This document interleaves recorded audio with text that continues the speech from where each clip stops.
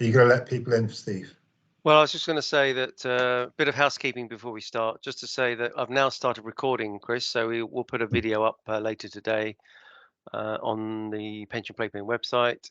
I'll start bringing people in, and the format, as you saw last week, Chris, was informal. If you want to bring your slideshow up now, Chris, it might be an idea just to sort of bring that up just to make sure it works before we overpromise. Yeah, if you want to bring your slideshow up, that'd be great.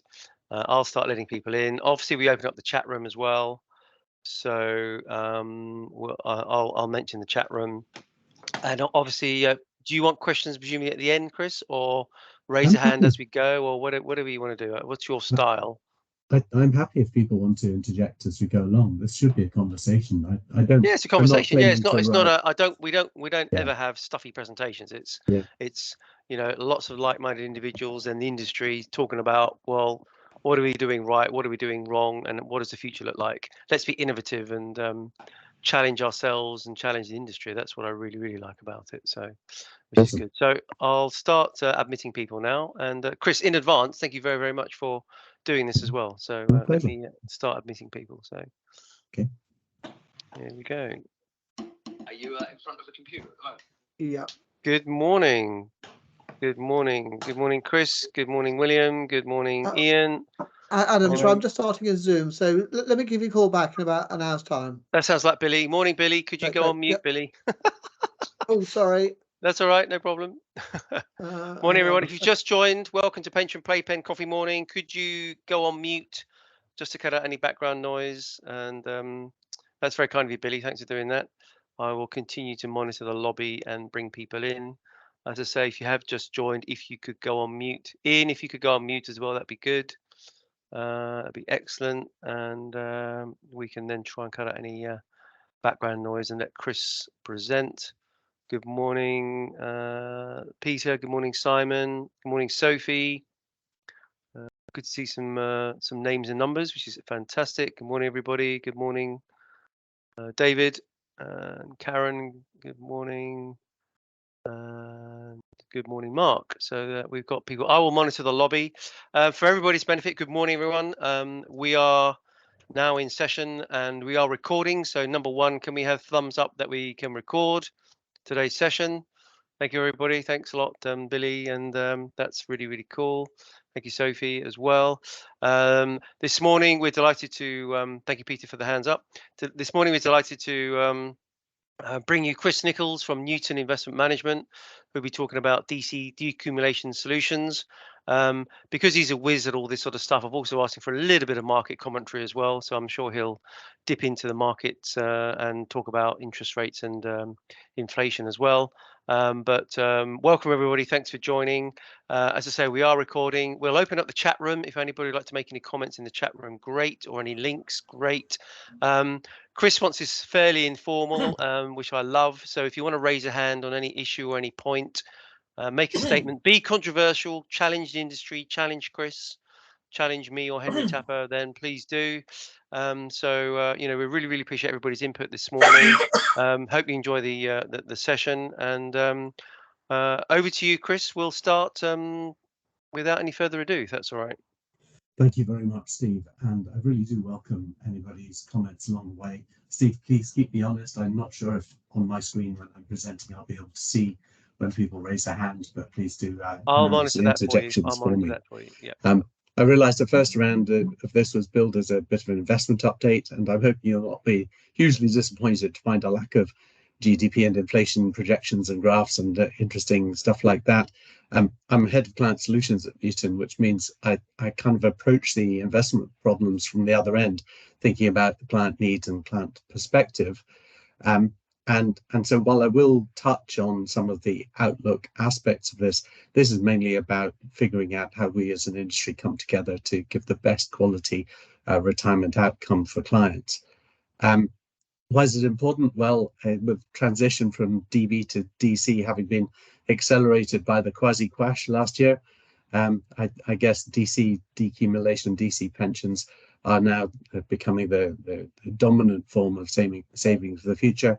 And it's really important for us as an active thematic fund manager that most of the DC landscape in terms of institutional pensions is dominated by passive default funds, and that's quite a scary proposition if you're an active fund manager.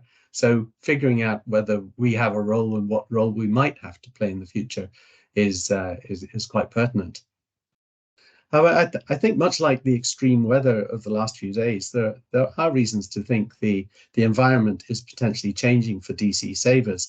That world of peace and low rates, and they've been hurtling along a lovely, smooth, straight highway of balanced passive investment for over a decade. And much like, if I can make this move on, much like this picture, I think the outlook now through the windshield of their savings vehicles is perhaps slightly different. Imagine you're in this car, you find yourself near the speed limit or maybe beyond it, straddling the central reservation, suddenly the rain and the leaves hit, and you find your windscreen wipers don't work. Well, you could argue that with the invasion of Ukraine and that spike of post-COVID inflation, that has turned out to be rather more persistent and is likely to be more persistent, a deglobalizing world with great power competition between the former superpowers, if you like, of America and the rising powers of the East, is creating an outlook which is rather less smooth and straightforward and potentially needs a little bit more navigation. So I think the future is potentially bright for active fund management, and there are many reasons to think the market is creating a greater amount of dispersion between winners and losers.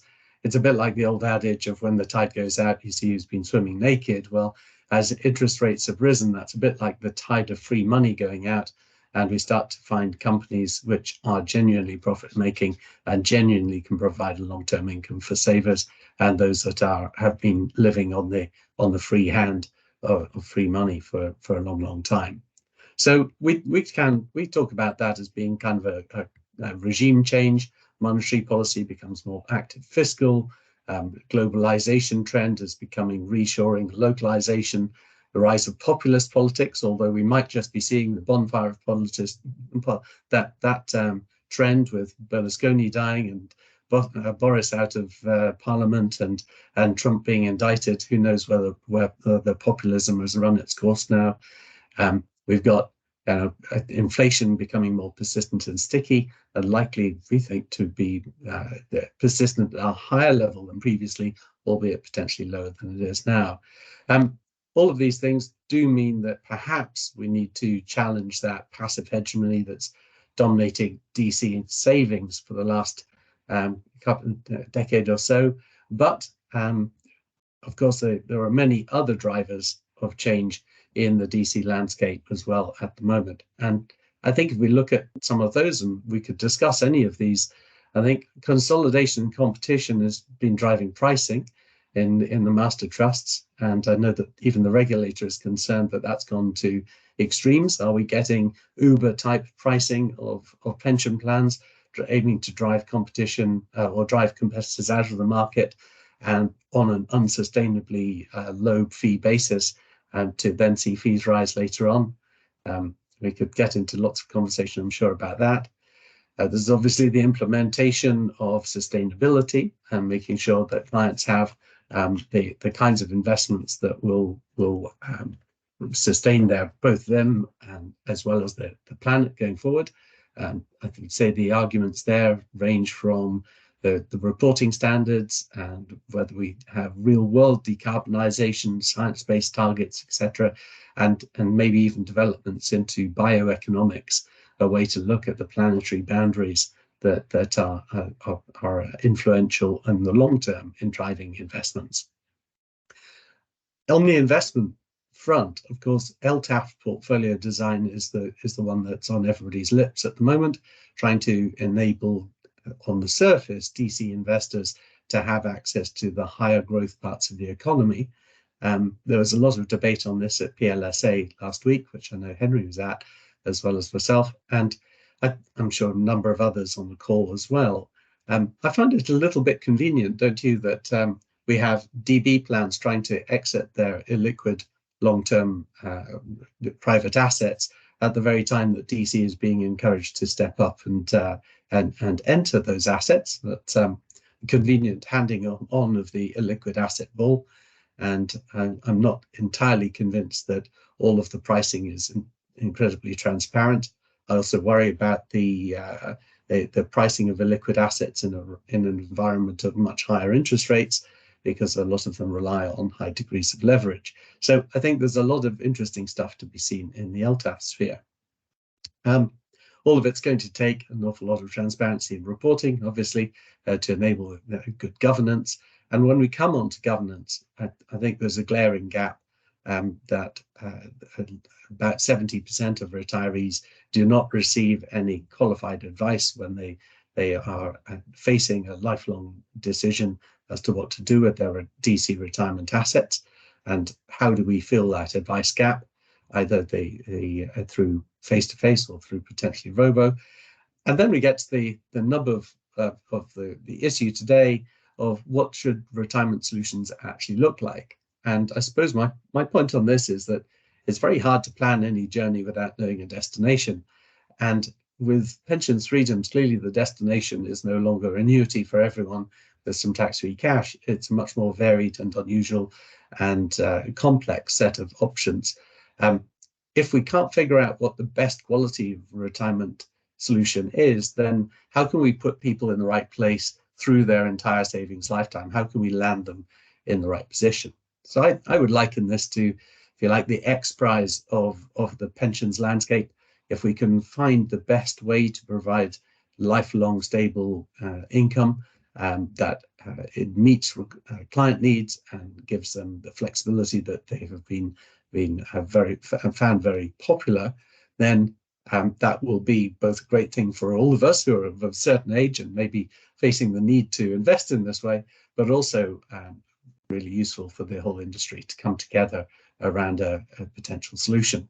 So I thought that's where I'd focus my efforts in my immediate first year of being at Newton, to think about client needs first of all, and then how the landscape is developing to meet them. Gunton and Klinger wrote an interesting paper back in 2006, which essentially sets out the essential features for decumulation for individuals, what their goals are. And I haven't seen any papers that really challenge the fact that people are looking for a large amount of money, a secure amount of money, don't want to run out of money in retirement, and want to see a minimization of adverse movements in the amount of money, the amount of income that they get in retirement. And these are income-based objectives, which of course leads to a very different set of risk considerations that have traditionally been on the table when we've been looking to advise clients on, I speak as an investment manager rather than an advisor, but I say we advise, not that we as an investment manager advise, but as the industry advises people. Clearly the traditional approach has been taking an attitude to risk and mapping that onto a mark-to-market volatility of assets, rather than thinking about income-related risk, whether that be has it got enough real linkage? Are they going to be exposed to longevity and sequencing risk? Are they going to be invested in such a way that they will consider that they need to be frugal in retirement and therefore leave unnecessary large legacy? The risk considerations are rather more subtle. Therefore, I think about decumulation, and that leads to a great deal of potential additional complexity in giving advice and also finding the right outcomes and the right solutions for individuals. I'm sure you and many of the people on this call have faced this with individual clients, and balancing these different risks must be very complex. A regulatory structure that essentially encourages a linkage between attitude and vol seems a little bit clunky in my mind. With that, let's look at the landscape. And I'm all very familiar to everybody on this call, given its pension playpen. But if we just map out the available asset or the available tools for decumulation along these two axes of sophistication and risk, allowing for the different kinds of risk that people are exposed to, clearly it's anchored at the left-hand end by annuities. We're seeing developments in that space with deferred annuities coming on the market. I think Aviva's going into that market. slight challenge for them, I suppose, being the cost of capital associated with it, and therefore the poor appearance of value for money.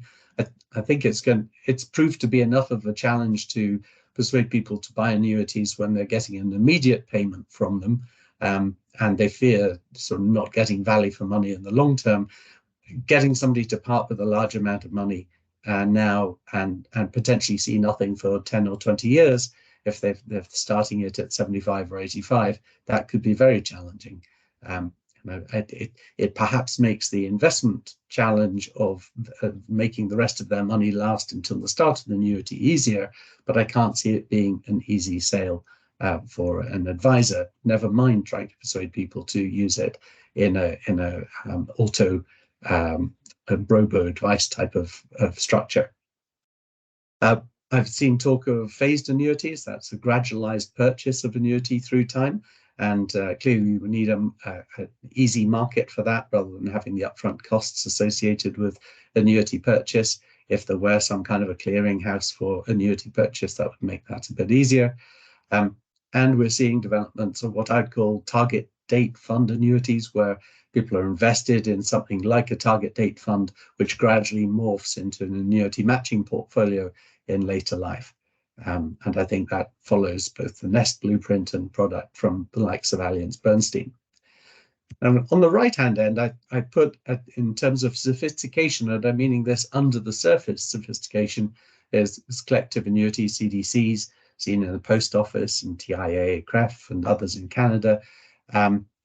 I think under the surface, they're pretty complex vehicles. They're pretty sophisticated in how they are managing both their assets and the fairness between generations and longevity pooling. Of course, for the client, they can appear pretty simple on the surface. And so in terms of risks, there are some investment uncertainties, but they ought to be largely handled by the large scale of the pool of people that are within those CDC arrangements. So certainly sophisticated, certainly a developing market, and as we heard at ELSA last week, some providers are looking at the separation of collectivization of longevity pooling versus investment pooling. So retention of your own investment control and an investment outcome while pooling your longevity risk, which I think it probably gets to the modern fair tontine structure that I'll introduce in a moment. Then, of course, going up the risk spectrum, we have various types of income drawdown, and I've deliberately drawn this in 3 blocks. With the first one, the kind of simple drawdown of static asset allocation, static withdrawal rate, probably what people end up with when they don't take advice and when they're just carrying on investing in their existing portfolio. We have adaptive models. These were widely talked about in papers by Merton and Fan back in 2013, where essentially there are guide rails associated with the amount of income withdrawal, and that helps a lot to manage sequencing risk. If you get a poor sequence of returns, if you can modify the amount being withdrawn from the portfolio within the expectations of the client, use those guide rails, then it's possible to have much less exposure to sequencing risk and consequently have portfolio that is more aggressively invested within the same tolerance to uncertainty of income. And then towards the right-hand side, even more sophisticated, are those who are doing sophisticated models of the client's planned spending throughout their life cycle. And we've seen studies by the likes of Cambridge Systems Associates on the outcome of those sorts of models. I'll touch on that later, because I think in that box is potentially a green and pleasant land that we could be trying to get people towards. And if we can do that in a way that doesn't cost a lot, typically I've seen the advice for full cash flow modeling of pension requirements coming in as a sort of advice fee of around 2%. That obviously eats into the affordability of retirement outcomes quite considerably. If we can do that in a more automated fashion, then perhaps we can get people to a better place. And then on the right-hand side, we've got modern fair tontines and various kinds of add-on protections that can be added into portfolios. Lifetime income insurance has become a common feature in the US market. It tends to come with a lot of complexity. You essentially pay a regular fee throughout your retirement and draw income from your own investment pot. But should that pot become depleted, then the insurance kicks in to pay those last end of life type payments for you. So it's kind of the opposite of an annuity. It's buying insurance against that. And clearly you can put floor protections on the underlying investments as well, some of which are claimed to tackle sequencing risk, although from my studies at least of looking at providing mechanistic smoothing, which is a common way of trying to tackle the sequencing risk in drawdown, I can't see that they necessarily add a terribly great amount of value, but your mileage may vary. In terms of modern fair tontines on the right-hand side, we've seen these created, although their complexity has been off-putting. Mercer created one in Australia, Lifetime Plus, won all sorts of industry awards, and looked like a really carefully thought out, clever way of managing assets in later stage retirement.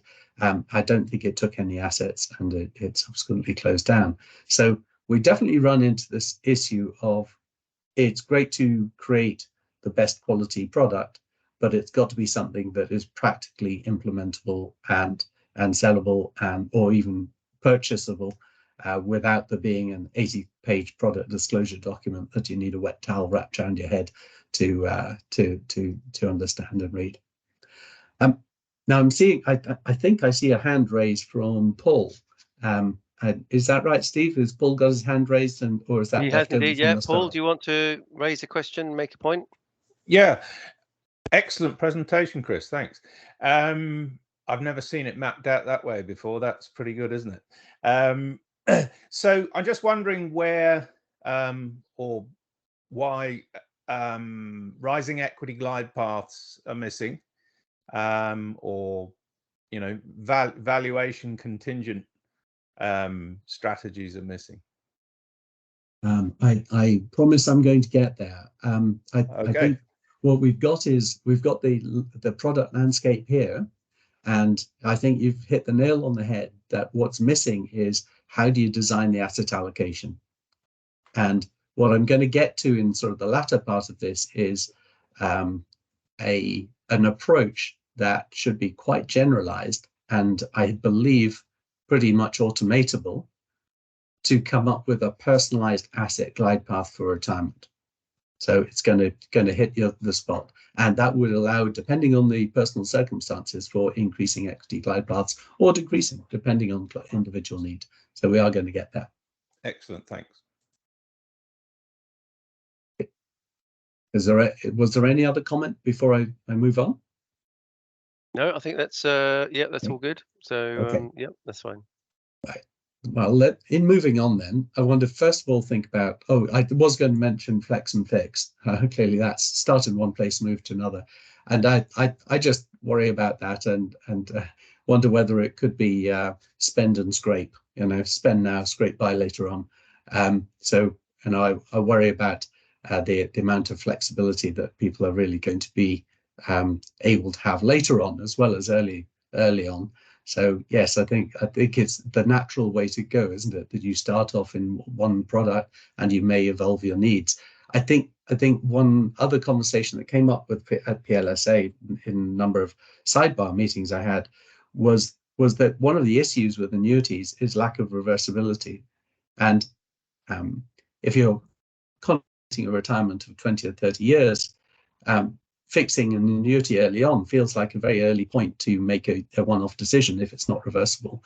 If there were a second-hand annuity market or an underwritten exit from annuities, then it might not be seen as such a big hurdle to actually saying, well, yes, actually this suits me right now, and I know that if my circumstances change later on, there are routes by which I can get out on a fair basis and change to something else. So maybe flex and fix can be other ways around. It can be fix and flex later as well, and that might actually marry up more closely to a lot of people's individual needs we saw earlier on.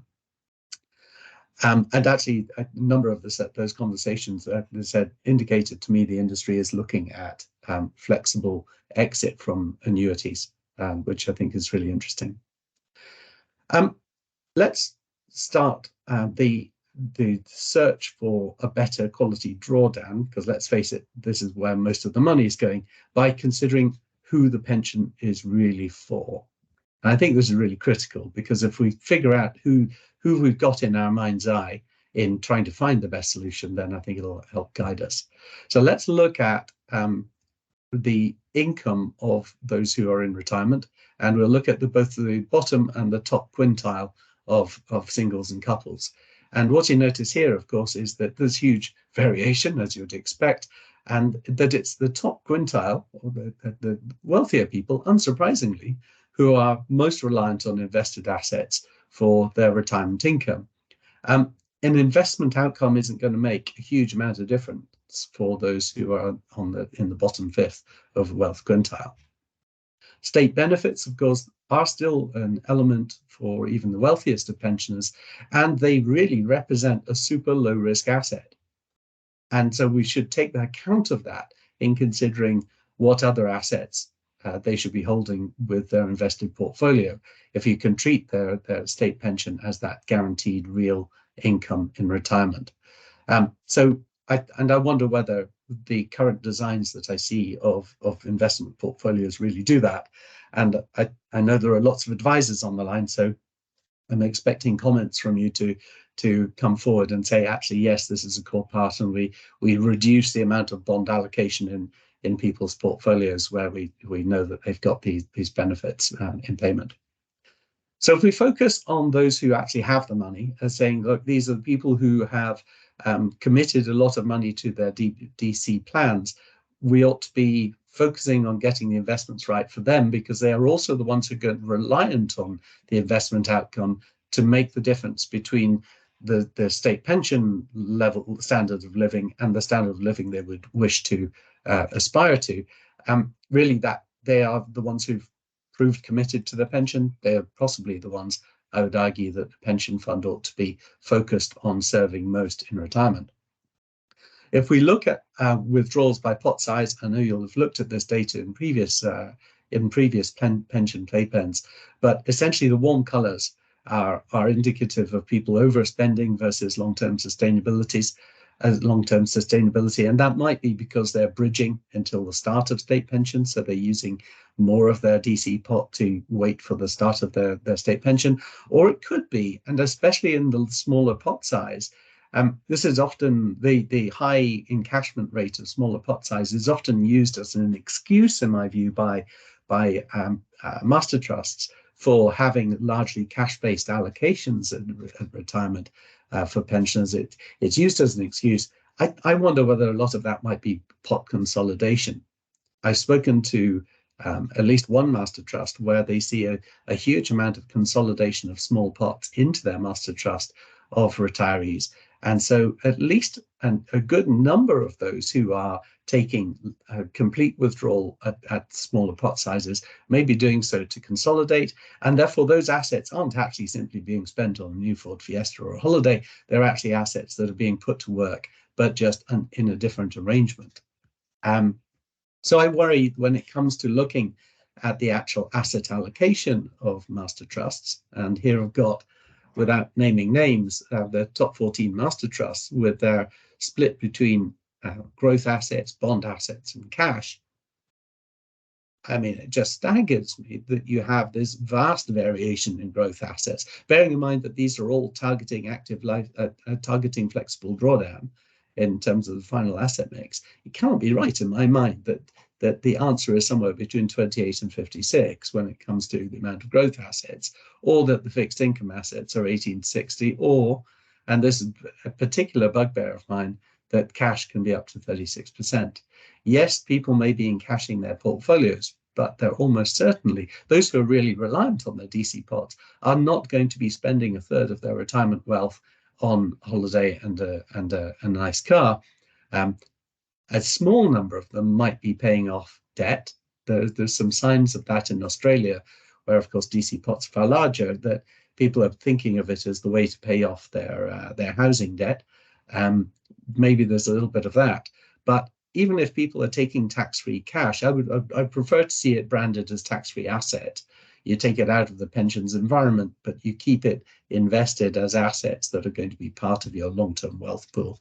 And maybe we can get away from having a huge amount of assets unproductive for years and years and years before retirement, creating a point reinvestment risk, which is part of the whole sequencing risk problem. If you find yourself arriving at retirement at age 60 with a third of your assets in cash, you've got to put that money back to work, because you've got a 30-year retirement ahead of you potentially.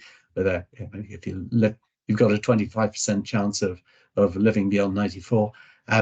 You need to put that money to work productively. You've now got to put it into the market, point reinvestment risk based on current market prices. It's not a great idea. I don't think master trusts should be designing their asset allocation or their glide path based on people who are withdrawing cash to not use it for pension purposes. The whole idea of the DC pot is to be there to provide an income through retirement, not buy a new Ford Fiesta. So bit of a rant, but I'm sure that there's numbers who would agree with that. You can feel free to give me a thumbs up in the system if you agree that it's a bit of a scandal of the amount of unproductive asset that's been. Chris, before we move on, I mean, that's quite staggering, isn't it? That 9 out of 14 have got more than 10% cash. That's quite staggering. It's the first time I've seen this slide, and everybody's seen this slide, I presume, but it's a staggering slide. That's interesting, very interesting. Was there a lot of talk of this at the PLSA last week? I mean, was this part of any of the sessions, or this wasn't? Surely that can't be right. This was actually part of a report that Richard Parkin did to the Defined Contribution Investment Forum, and I mean, these things are also changing. So it was a little time ago, I think it was a couple of years ago, he did the research behind it.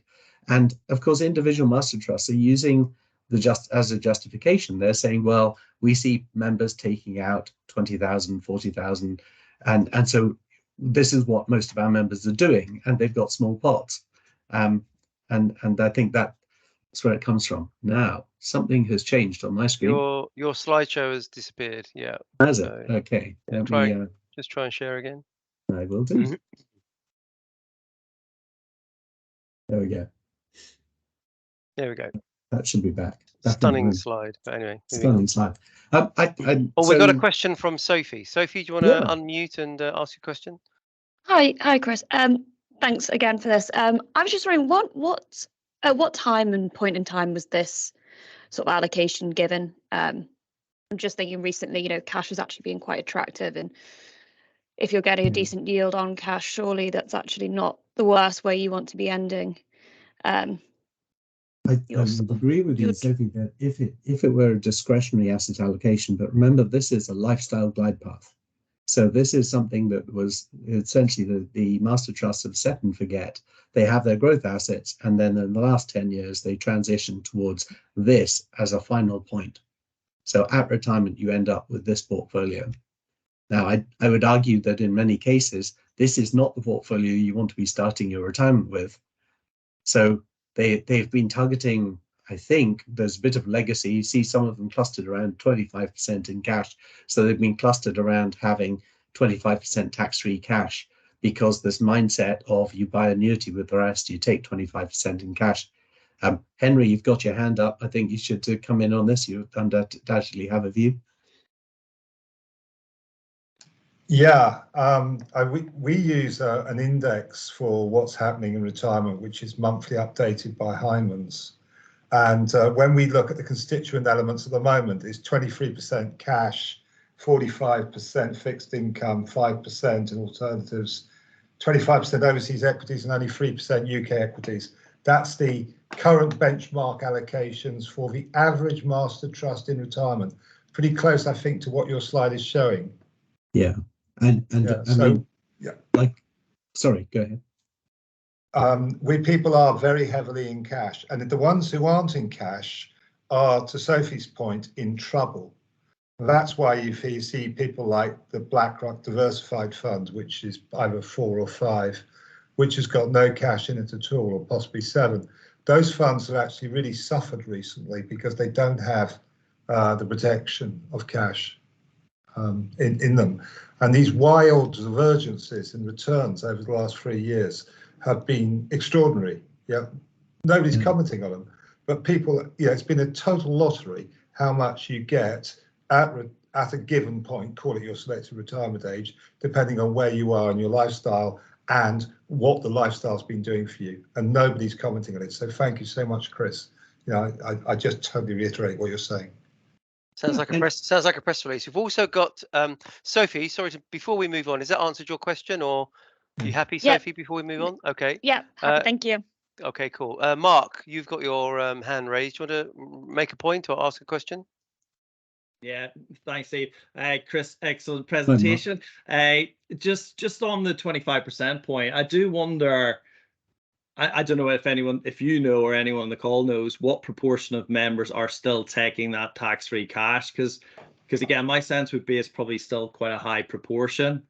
Members, if they know they can get access to that luxurious sort of holiday, debts. I don't know what proportion, or if you know what proportion are taking the tax-free cash, because I imagine that's why providers are still doing it.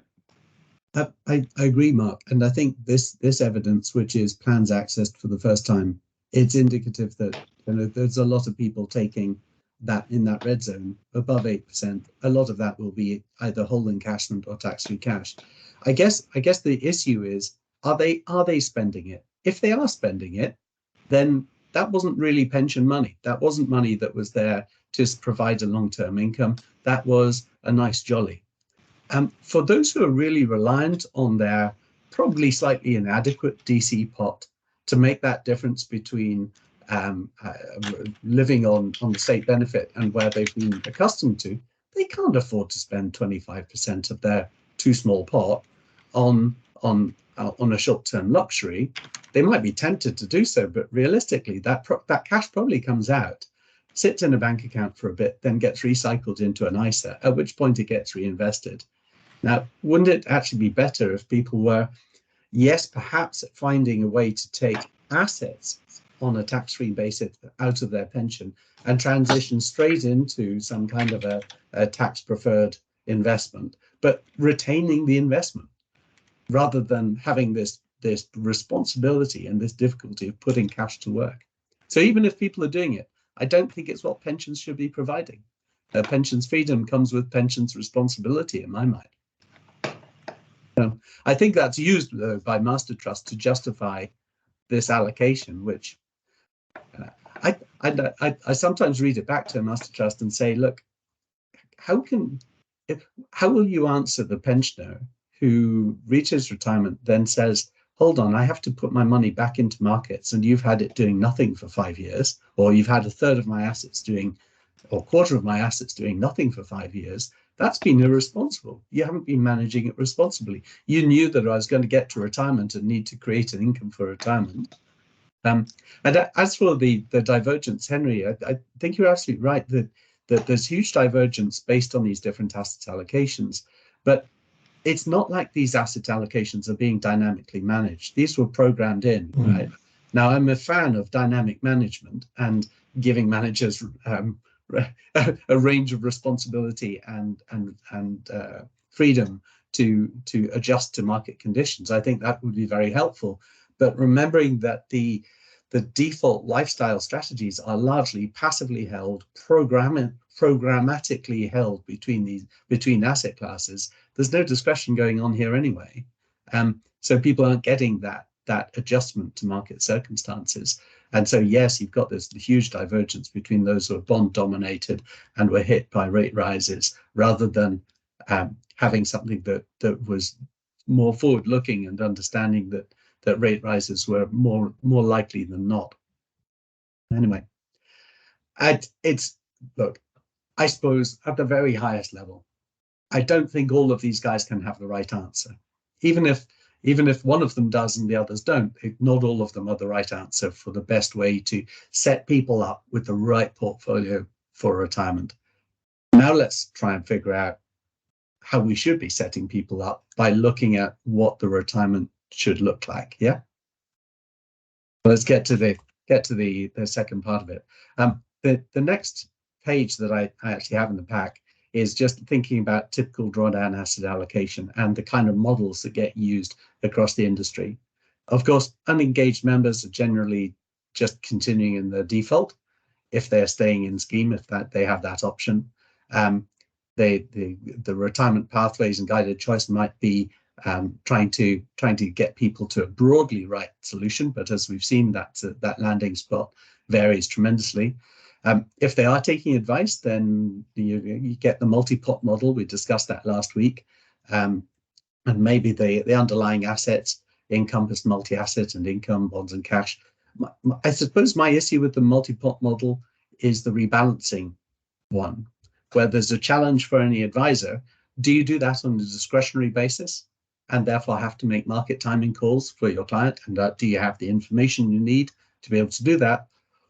Or is it being done programmatically, just rebalancing to the ratios that were set up, in which case the spending is really coming out of all of the pots?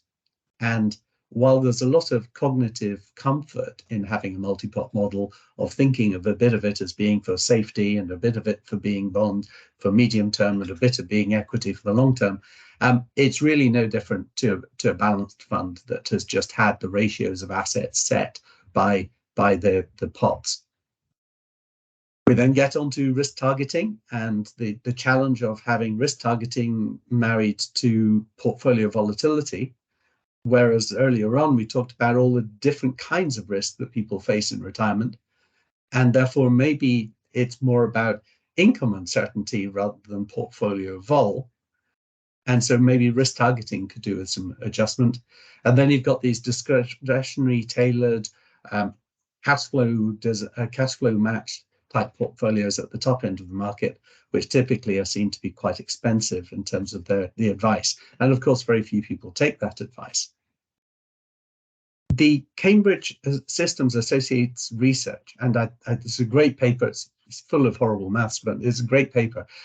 They did an evaluation of the value difference between that top slot of adaptive asset allocation, dynamic asset allocation, and flexible spending, so guide rails, those three features, compared to static asset allocation, static withdrawal. And they evaluated the difference between them and expressed it in, if you like, an additional investment return that you would require on the static to get the dynamic, the same quality of retirement. And that's what's in the box on the right-hand side of this page. And essentially, it is 3.2% per annum. Now, that's a huge number. In the context of sustainable withdrawals from portfolios of, call it 4, but probably slightly less than 4%. If you can add 3.2% by doing really good quality cash flow designed dynamic portfolio, then that's an amazing increase to the outcome for your client. So the question is, of course, can you do that tailored discretionary wealth model without it costing 2% in advice fees? So that's where we're going to try and go. I'll gloss over provider perspective. I'll gloss over what's happening elsewhere in the world. Suffice to say, they've been trying to innovate. They've come up with very complex US equity index linked annuity type policies, which 80-page PDS is not really going to float it. I don't think. They face the same problem as us, albeit a little bit down the line. And they've started facing the frugality problem of people living like church mice because they're worried about running out of money. If you like, the opposite of spend and scrape, people are scraping by in order to avoid spending, and that is being tackled by legislation to actually require an amount of spending from pots. So beware of that particular future. Getting on to how do we do it? So here's some ideas, and it starts from the mental construct of target date funds, right? Target date fund is simply a different way of getting a particular shape of outcome. And here's the generic sort of glide path of a target date fund. If you think of this as being a target date fund in terms of trying to generate a single amount of assets at a single point in time with the least left tail risk associated with the distribution function of outcomes, what you have is a glide path that looks something like that. Clearly, you calibrate the humpiness of that growth asset shape according to the shape of the distribution function that a client is willing to accommodate at outcome. Yeah, and of course, the actual pathway that is followed through time along this glide path varies with tactical asset allocation. So there's a discretionary element to it. Now, that's so far so good for a generic target date fund type model. But imagine instead that you treat an individual's suite of income payments through the course of retirement as each of those income payments is a little bit like an individual target date fund. Now, we're not actually going to build 50 target or 35 target date funds and blend them all for clients. That would be jolly expensive and ridiculously complex. But what you can do is to think of those income payments and use them as weighting factors around the different theoretical glide paths that would be right for an individual's attitude to income uncertainty. And when I take those models and crush them together, weighting them according to different types of income profile at the top of this page, whether it be flat in blue or more now and less later in orange, or a U-shaped type profile in green, you translate that to different personal glide paths of assets through the course of retirement. Now, the shapes at the bottom, actually, if you look at them in detail, they're remarkably different. Now, the asset allocations change for an individual depending on what kind of income profile they're interested in. But here's the interesting thing. We've arrived at those profiles using pretty much standard investment mathematics for target date funds and pretty much standard selection of flat cash flows, lower later U-shaped cash flows. But you get to something much more individualized.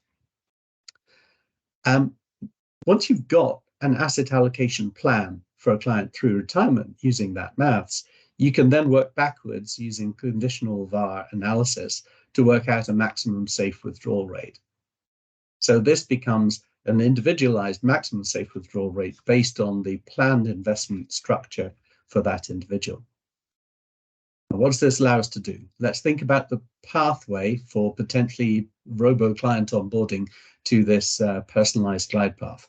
We need to start with a knowledge of client assets, something about their attitude to risk and their desired income shape. Those things through a platform allow us to derive an income flexibility model. That's pretty much standard maths. You look at an attitude to risk versus their propensity to see a fall in an individual income payment in a given year. Once you have that income flexibility model, on the right-hand side, your investment firm can construct those glide path profiles, those target date standard models, which they're not going to build, but they're going to be used in the weighting stack once you've understood the desired income shape for an individual, giving that personal asset glide path.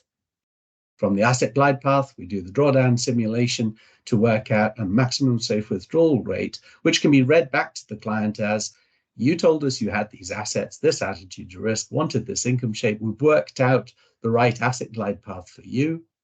And our simulation would indicate that you should be withdrawing a maximum of X% of your portfolio initially. And by the way, you are pre-committing to being flexible within these ranges of that amount.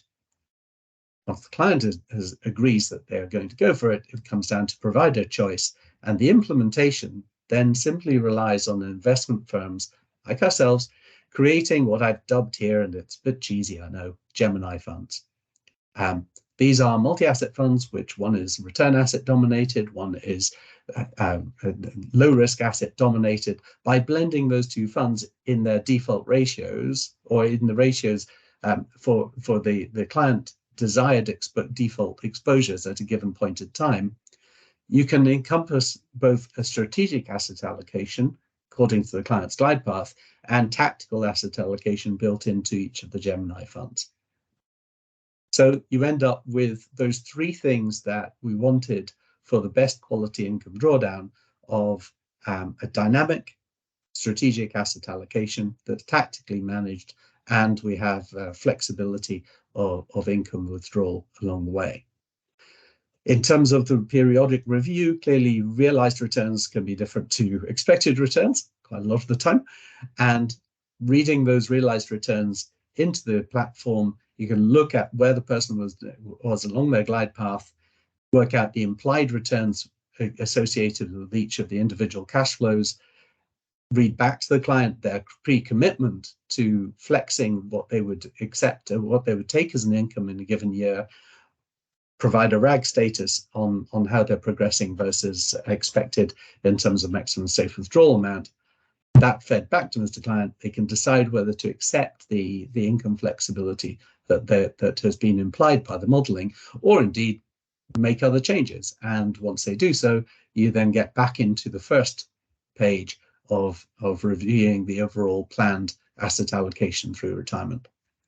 Now, this avoids therefore having to find a particular portfolio that marries to a particular with a particular vol for a particular risk rating, but does use, if you like, the science of target date funds and changing the shape of the outcome distribution function associated with individualized risk.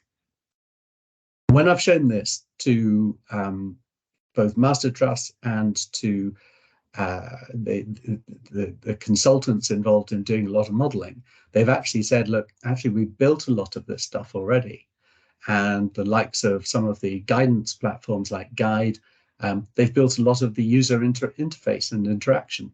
So it seems that quite a lot of this is already very nearly in place to be able to provide that good quality retirement, good quality income drawdown. I realize I've rabbited for a long time now without pausing for breath or comment. So, and I haven't seen hands go up, but I'm sure Steve would keep me honest. Anybody want to ask anything or comment or make other suggestions? Henry. We've got a hand from Henry. You go first, Henry, and then see if other people would like to comment. So. Yeah, I'd be really interested. If you're looking at this as a master trust solution, you've got to have it as a non-advised solution, basically a pathway type approach or a default type approach. Are you getting feedback from the master trust about how they're trying to organize their choice architecture at the moment?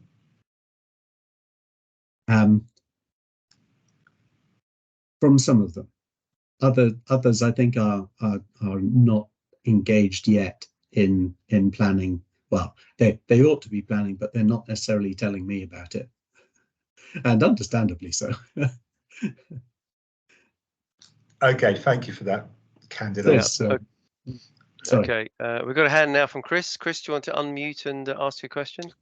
Yeah, thanks very much, Chris. Thanks very much for the presentation. Look, I think Henry's mentioned it really. I mean, what you've talked about here, it looks fantastic from the perspective of someone who's getting advice. It's personalized, you can really tailor. But to Henry's point, there's a lot around, you know, just a default. How can you take some of the, you know, the structuring that you've put together here and put it for something, you know, a strategy which is much more for that non-advised? I mean, what would that look like? How would you think about offering this in a less tailored form?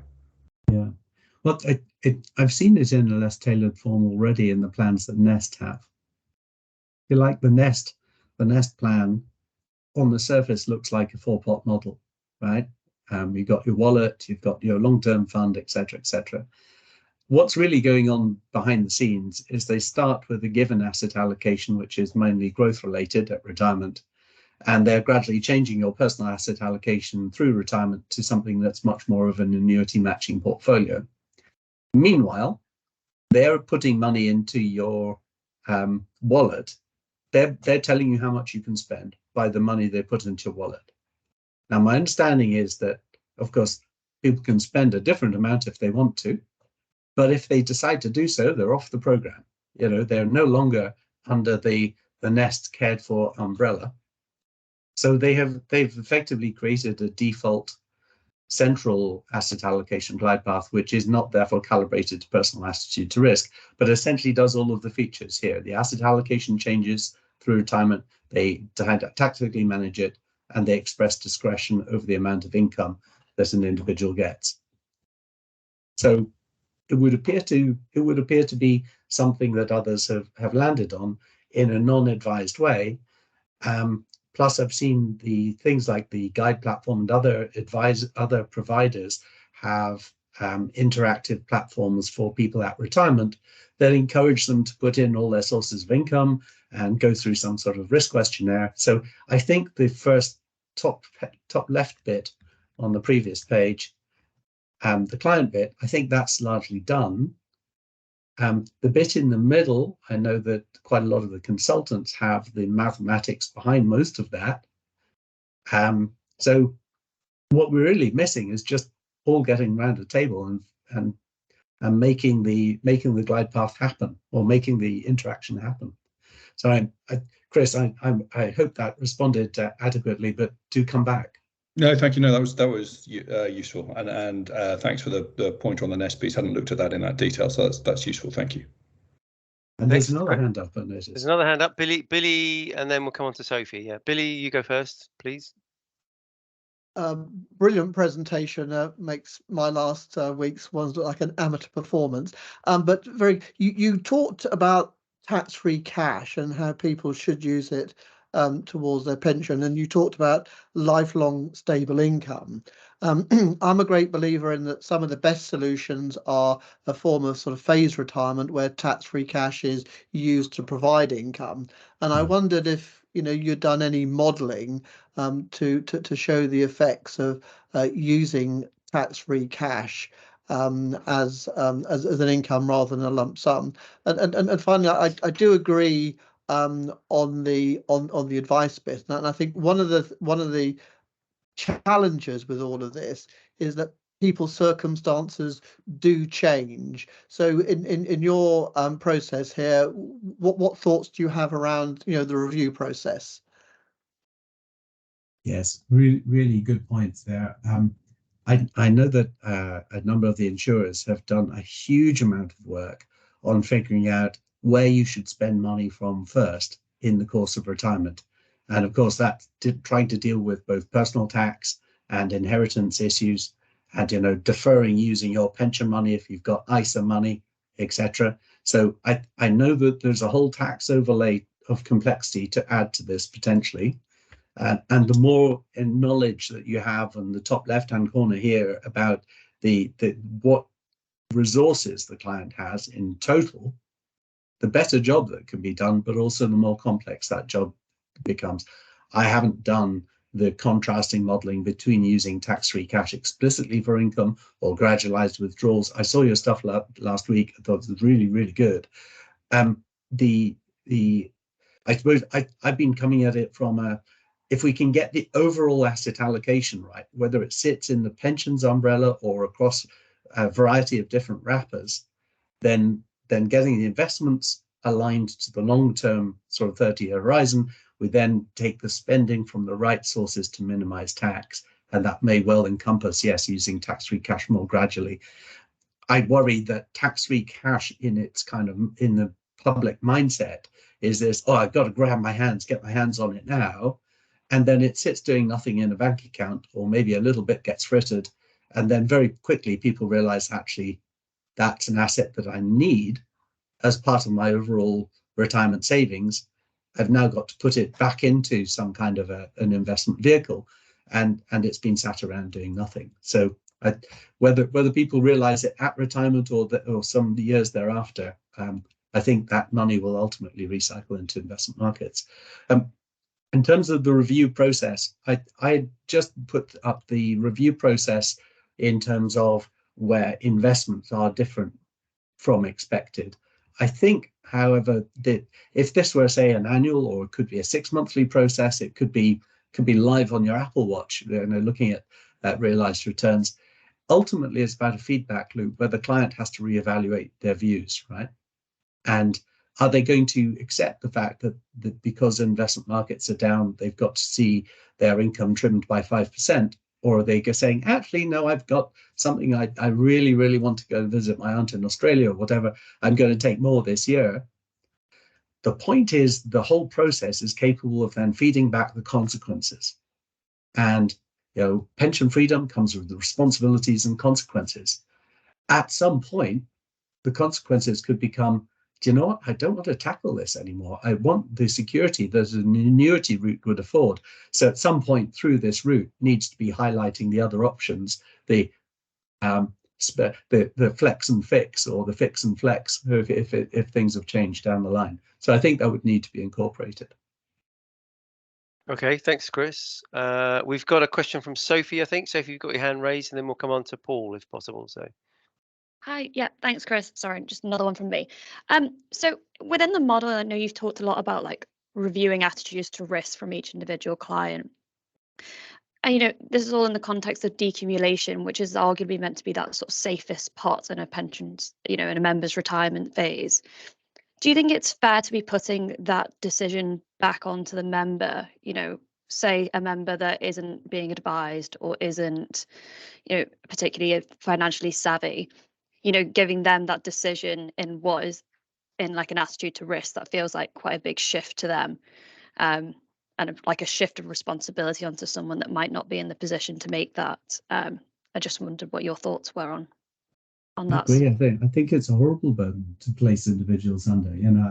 I was joking with Henry before coming on that I started my career as a with profits guy, an actuary in a life company, and I actually love the way that with profits protected people from the cruel reality of market uncertainty.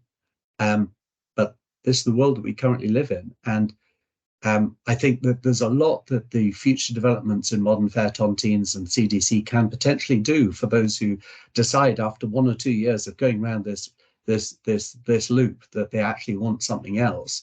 PLSA talked about CDC at retirement. Well, it might be CDC at some point during retirement.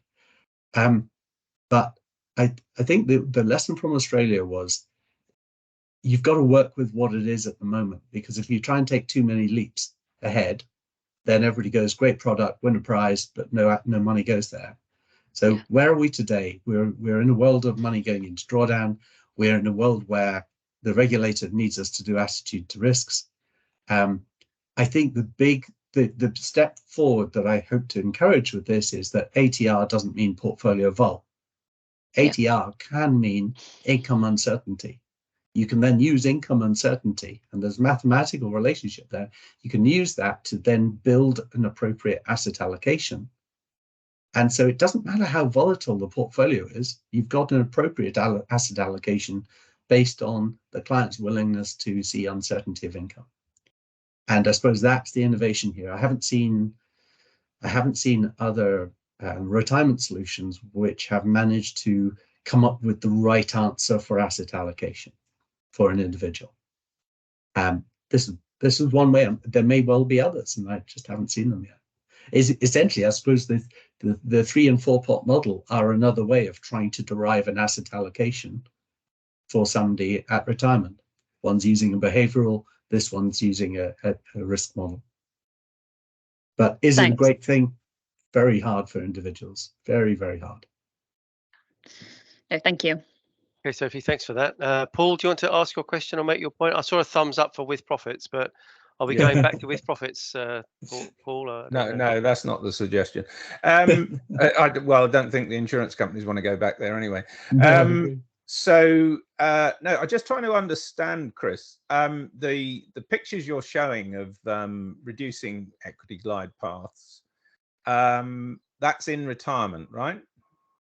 This is through retirement, yes. Through retirement, yeah. And I just picked the green one, but actually, you see the lower later cash flows one that has a slight hump in it, and it purely depends on what the input is at the top of that page as to what the shape ends up being. Yeah. So I was just wondering whether you'd done any investigations about this bond or cash tent idea with initially rising equity glide paths to take out that pound cost savaging sequencing risk, call it what you will, in the early years, which is where it really hurts.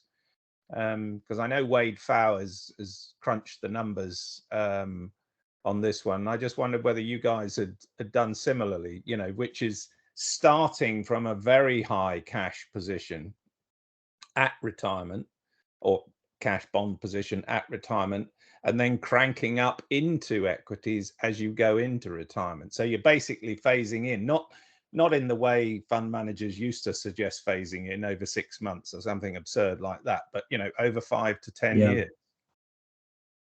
Here's the basic problem I have with the bond tent idea, and it's an instinct, right? And I need to do more work on it. But money doesn't have memory. It's a bit like if I've thrown 3 heads in a row and I go to throw the coin again.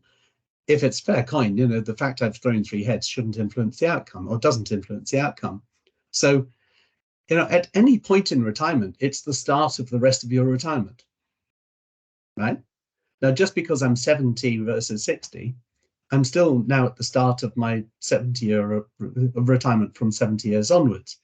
So I can't see why, and I need to go back and understand, if you like, the assumptions that have been made. But I have a feeling the analysis was basing on starting with a portfolio which has a mark-to-market value of X now, which is a bit like saying I'm starting with an entirely cash portfolio right now, and then saying, okay, well, how do I get the right mix of assets for my long-term retirement?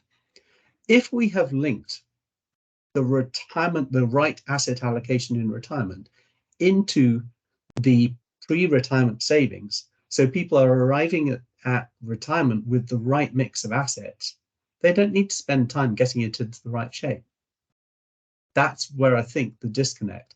And I think it speaks back to something Billy was talking about last week, which was that we need to stop thinking about this as being a mark-to-market value of assets at retirement, and think about it as these are assets which are going to provide me with the cash flows I need throughout retirement. So the world of thinking about mark-to-market and vol is perhaps the wrong way to think about it. I don't know the answer entirely yet on that one, Paul. I do know there's some really interesting stuff on evaluating and how do you compare portfolios, sequencing risk.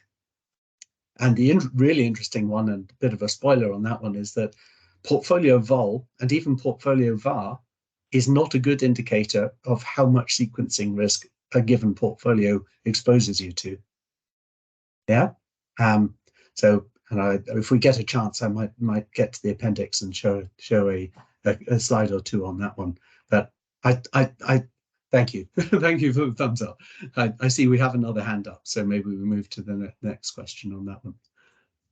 No, I think Paul was the last question there. So we've overrun slightly, but if you want to keep going, then that's great. If you want to stop now, that's great. So are we at the end of the show? Well, there were a few more. I suppose there was one there on should investments itself have a different mindset, and I'm thinking of the way that portfolio managers are evaluated versus their 3 or 5 year performance versus benchmark. And when it comes to sequencing risk, it's not only how deeply exposed you are to falls in markets, but how slowly is the recovery. So a bit of the analysis that I've done is looking at comparing all sorts of different portfolios and different management philosophies, exposure to sequencing risk. And here's a quick example. If you compare a general active equity portfolio with one focused on equity income, we all know that in deep market falls, they probably respond the same way, correlations go to 1. But we know that the behavior of markets is that then people start focusing on companies with reliable cash flows. And that means the recovery in income stocks tends to be much sharper than the recovery in the market in general. Now, think of it this way. You've got a portfolio of assets. You're going to take money from that portfolio on 12 occasions during a given year. Your exposure to sequencing risk depends on whether not only if the portfolio has fallen on that date, but it's fallen and not recovered. So it's not only how much does it go down, but how long does it stay down? If you have a portfolio that falls but recovers very quickly, you have much less sequencing risk than a portfolio that falls and recovers only very slowly. And that is the essence of a problem that I perceive in some of the mechanistic smoothing mechanisms available, because they tend to have a snap down when markets move materially, and then they tend to only recover slowly. So if you like, you're still exposed to the depths of the fall, but you also don't get a fast recovery. Anyway, interesting thought for another playpen, perhaps, and Indeed. interesting to consider the different philosophical views of investment management within portfolios. Absolutely. And with that, Yeah. I think I've overstayed my welcome. No, not thank at you all. very much. I've had a Not at super all. time. Chris, I think everybody's delighted with the presentation and really challenged us and the members of Pension Playpen to, what are we doing for decumulation, and what are we, what are we doing as an industry, I mean, basically one of the things that came out there was about basically if you've got 30 years to go, you've got 30 choices. It's a choice every year.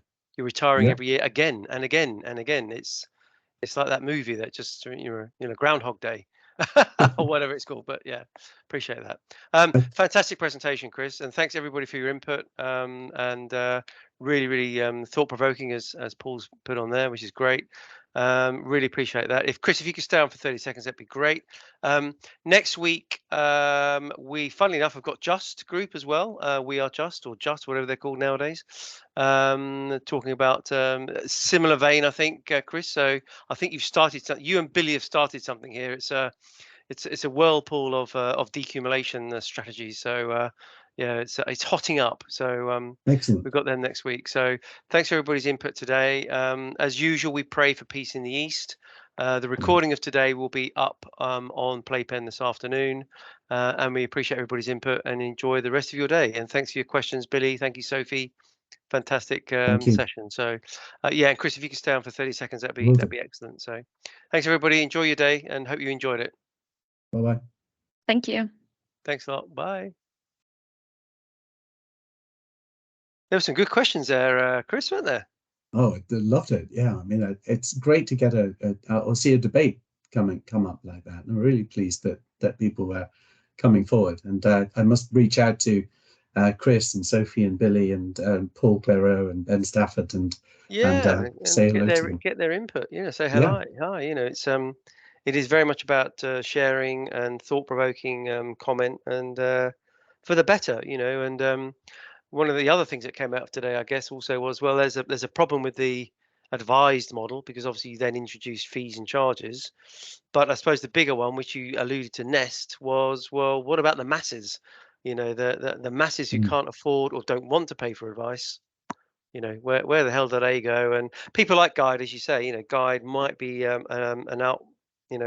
outward solution there to say, look, we're not going to advise you, but we can crunch all the numbers for you and give you a really good signpost as to where you should be and what direction you should be going. So, Guide and others, I think, will be front and center if this continues in that vein for the non-advised area. Obviously, Newton are in the in the consulting advisory space as well, but big time. So but it's going to be very interesting to see how it goes in the IFA EBC community, but also the non-advised community. So it's hot potato and hot topic. Everybody's scared of running out of money and getting it right, and that's important. So so Chris, just a quickie then. I mean, 1 minute summary. What was today all about, and did you enjoy it? And what were the sort of top two questions that you got? Just a quick 1 minute summary. What did you get out of today? What was today all about? And what was the best question? That'd be really cool. Okay, golly. You warned me that you were going to ask this, and I confess I didn't prepare. So what was today about?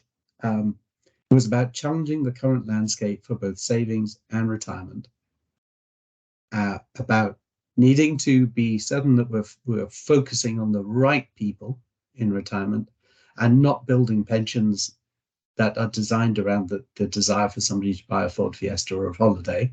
They're built around the desperate need to put small pots to work for the very long term to make up the gap of retirement poverty and prevent people being poor in retirement.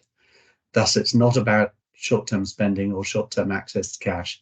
It's about helping people not die in poverty. Yeah. I was deeply affected by a piece of research that showed that 50% of Americans die with less than $10,000 of net assets. Wow. Now, Really? yeah. And that's just a scary thought, that you have a first world country where essentially pocket change is what people are left with. Now, the certain amount of that is people spend their last dollars on the healthcare that they need, and they run short. But pensions are there for not only individual good, but societal good. To be good for society, it needs to be good for individuals. Yeah. And therefore, it's a mission for all of us to collectively get the right answer here. And I think, as Sophie put it, it's too much responsibility for an individual. So collectively, as an industry, we need to help. Provide solutions. Yeah, absolutely. Totally agree. And what was your best question, do you think, you had today? What was the most challenging question for you?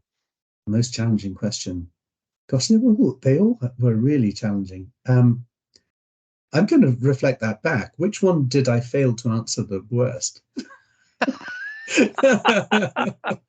You should be a politician, Chris. You just turned a question into a question, which is fantastic. So because I get it. You know, it's sometimes hard to hear yourself when you're trying to think Yeah, very hard about I get that. providing a good answer. Yeah, I think Paul's question about regular reviews is important, and